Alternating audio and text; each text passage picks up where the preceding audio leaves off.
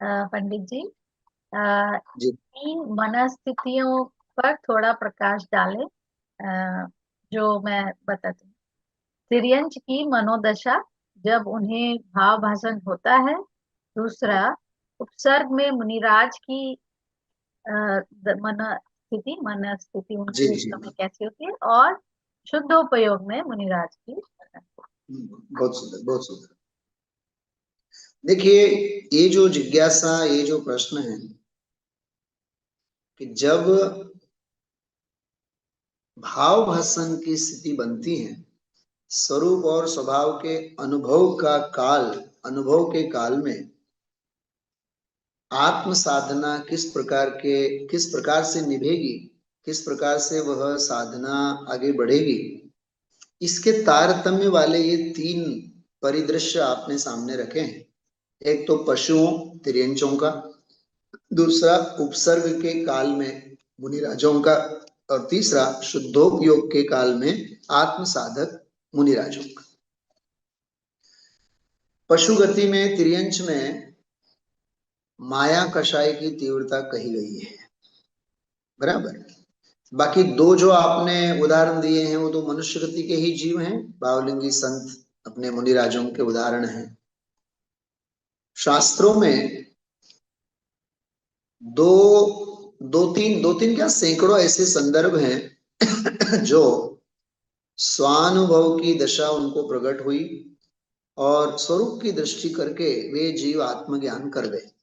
जैसे पार्श्वनाथ का जीव हाथी की पर्याय में सम्यक्त को ले गया, और शेर की पर्याय में महावीर स्वामी का जीव आत्मज्ञान कर गया। ठीक है। अब देखिए, सर्वार्थ सिद्धि, श्लोक वार्तिक, राज वार्तिक इत्यादि ग्रंथों में तत्वार्थ सूत्र तो मूल है। इन ग्रंथों में चारों गतियों में भाव भाषण, स्वरूप का अनुभव, स्वानुभव, इसके संदर्भ में उदाहरण बहुत सुंदर सुंदर दिए गए हैं। बल्कि मूल कारणों की बात भी की कि जाति स्मरण, ये पूर्व भव में डाले गए जो संस्कार हैं, वे संस्कार स्फुरायमान होते हैं और उन प्रतिकूलताओं में भी वह जीव आत्मज्ञान कर लेता है। जैसे एक वाक्य में मैं बताऊं, वह हाथी का जीव तालाब में फंसा हुआ है, सातवीं नरक से आकर के अजगर बना हुआ वह कमट का जीव उन्हें दंश करता है, उन्हें मारने की कोशिश करता है। पता चल जाता है संगी पंचेंद्री जीव है हाथी, अरे रे, पूर्व भव का मेरा शत्रु यहाँ भी आकर के मुझे हैरान परेशान कर रहा है। मैंने भव भव में ऐसी क्या विराधना की होगी, अब मुझे मेरी आत्म आराधना की तरफ अप्रतिहत सरल स्वभाव से आगे बढ़ना चाहिए।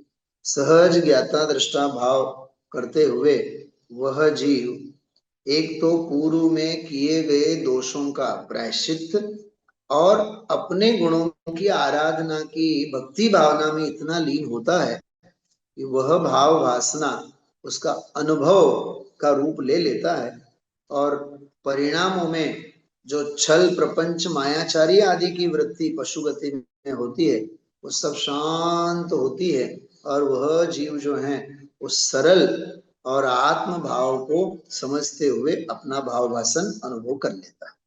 तो परिणामों में कषायनी उपशांतता, शायद आप लोगों ने एक छंद सुना हो, कषाय की उपशांतता मात्र मोक्ष अभिलाष, भवे खेद प्राणी दया त्या आत्मार्थ निवास। ठीक है। इस प्रकार से हाथी के उदाहरण के माध्यम से भी हम आप लोग सोच समझ सकते हैं। शेर की दशा में तो उसने तो हिरण को फाड़ा ही है, फाड़ के खा रहा है। गुरुदेव श्री तो कहते हैं मांस का एक टुकड़ा पेट में भी गया हुआ है और उसका मुंह भी लोही पूरा खून से सना हुआ है, हाथ में मांस का टुकड़ा है, और वे दो मुनिराज आकर के समझाते हैं, हे भव्य, अब तुम्हारी पात्रता जग गई है, अब आगामी काल में तुम 24वां तीर्थंकर होने वाले हो, इस क्रूरता को तुम छोड़ो। पहले तो आप सोचिएगा एक ऐसा रोमांचक दृश्य है, हिरण को फाड़ करके खाने जैसी परिणामों में क्रूरता, और वहां मुनि भगवंतों की उपदेश की मंगल बेला, और तत्काल उस जीव को अंदर में क्रूरता भूल जाए और अंदर में वैराग्य और समता आ जाए, ये कैसा गजब का परिणमन है, क्या परिणामों की विचित्रता है। वह जीव कैसे पा गया होगा, आप सोचिएगा सही। तो अन्य जितने जो भी कषायों की तीव्रता, कषायों के क्लेश हैं, उनका विस्मरण होता है और सहज ही सरल स्वभाव भाव का वो भाव भाषण करते हैं। इसलिए पूर्व में डाले गए संस्कार तत्व ज्ञान उन जीवों को काम आता है। पशु गति की बात हुई। मुनिराजों के संदर्भ में आपने जैसे पूछा है कि उपसर्ग के काल में क्या करते होंगे, मैं आपको एक पंक्ति सुनाना चाहता हूं पहला, शायद आप लोगों ने सुनी भी होगी। मोक्ष के प्रेमी हमने कर्मों से लड़ते देखे, मखमल पर सोने वाले भूमि पर पड़ते देखे, पारसनाथ स्वामी तद्भव मोक्षगामी। देखो उपसर्ग का काल, पारसनाथ स्वामी तद्भव मोक्षगामी, कर्मों ने नाही छोड़ा पत्थर तक पड़ते देखे, मोक्ष के प्रेमी हमने कर्मों से लड़ते देखे।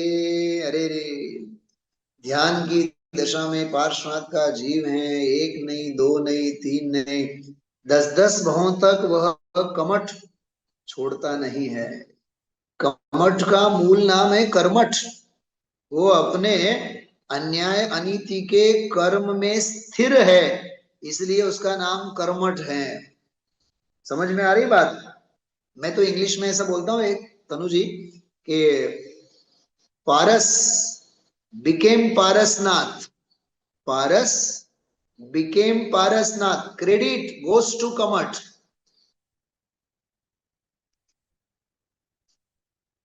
पार्श्वनाथ पार्श्वनाथ बन गए, ये क्रेडिट सारा का सारा कमठ को जाता है। अपने माथे में उपसर्ग होने ही चाहिए। दिन रात भावना भाव, प्रतिकूलताएं आए, दारिद्र्य आए, चक्रवर्ती की संपदा मिले तो भी हमें नहीं चाहिए। न चिरम तिष्ठते पापम। बात समझ में आ रही है। कहने का मतलब है कि उपसर्ग के काल में, परिसह के काल में, अरे रे, मुनि भगवंत अपनी आत्म स्वभाव की दृष्टि को छोड़ते नहीं है। एक उपसर्ग केवली और अंतकृत केवली का एक उदाहरण आता है। विजयार्थ पर्वत के ऊपर स्मशान में से उठा करके मुनिराज को ले गए पूर्व भव के शत्रु, और उनको पता चला कि मेरे ऊपर उपसर्ग हो रहा है।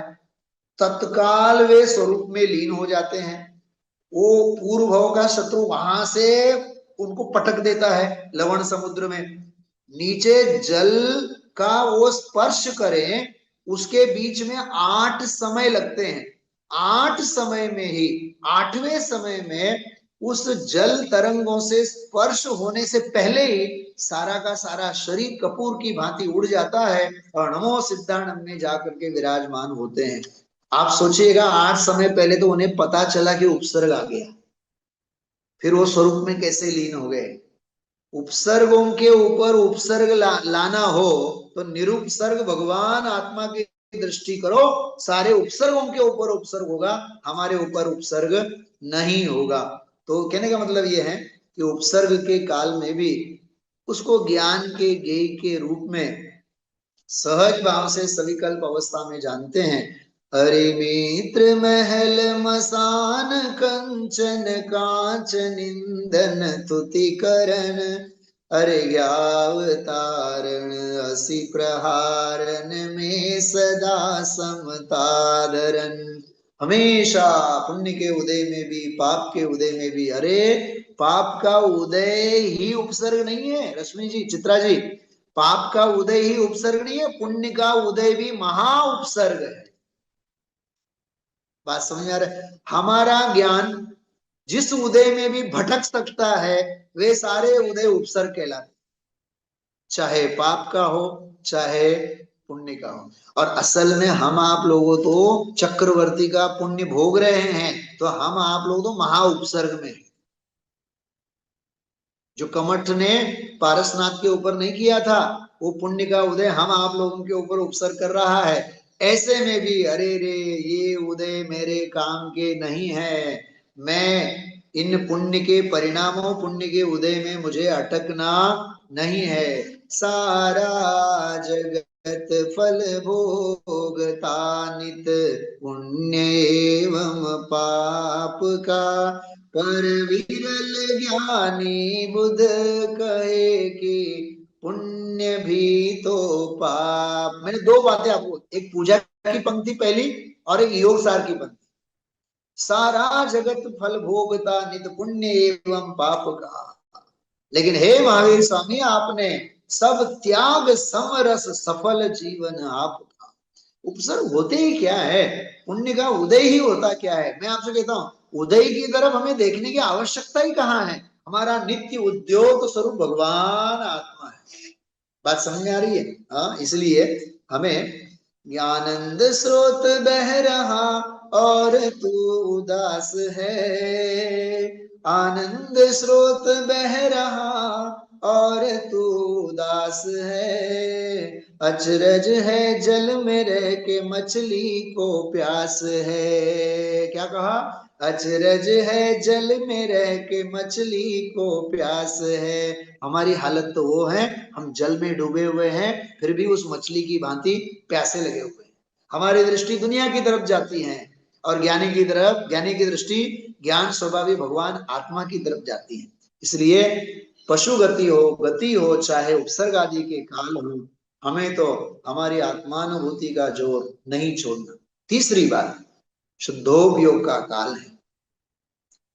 भेद ज्ञान की ज्योति जलाकर शुद्धात्म में रमते हैं, क्षण क्षण में, क्षण क्षण में अंतर्मुख होकर सिद्धों से बातें करते हैं।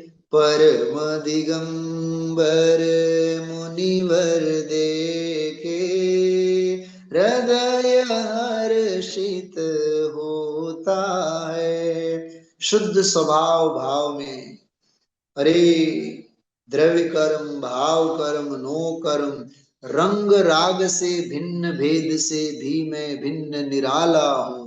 बात समझ में आ रही है? रंग राग से भिन्न भेद से भी मैं भिन्न निराला हूं, आत्मानुभूति से प्राप्त तत्व मैं ज्ञानानंद स्वभावी हूं। ऐसी अंदर की शुद्ध स्वभाव भाव की अप्रतिहत अखंड प्रतापशाली परिणति जो है, वो साधक की परिणमती है। वो शुद्धोपयोग के काल में उसकी स्वभाव की दृष्टि ऐसी होती है। सोगानी जी साहब का आप लोगों ने द्रव्य दृष्टि प्रकाश यदि पढ़ा हो, व्यक्तिगत पढ़िए आप लोग, एक बहुत सुंदर बोल है उसमें, तू तो अनंत सिद्धों से भी बढ़ जाए, बढ़ करके, क्योंकि अनंत सिद्ध तो पर्याय है, तेरा तो शुद्धात्म स्वभाव भाव है, तुझमें से तो अनंत सिद्धों की पर्याय आवे, फिर भी तेरे में कुछ भी कम न होवे, ऐसा तेरा स्वभाव है। ऐसी बहुत सुंदर सुंदर चर्चाएं आगम और अध्यात्म के ग्रंथों में है, तो हम आप लोगों को समझना चाहिए। मुझे लगता है पशु गति में जीवों को, उपसर्ग के काल में मुनिराज को और शुद्धोपयोग के काल में साधक को भाव भाषण स्वभाव का जोर कैसा होता है। सच में जोरदार तो एक स्वभाव ही है, आत्मानुभूति ही जरूरी है, बाकी सब मजबूरी है। बस इस सूत्र को याद रखें।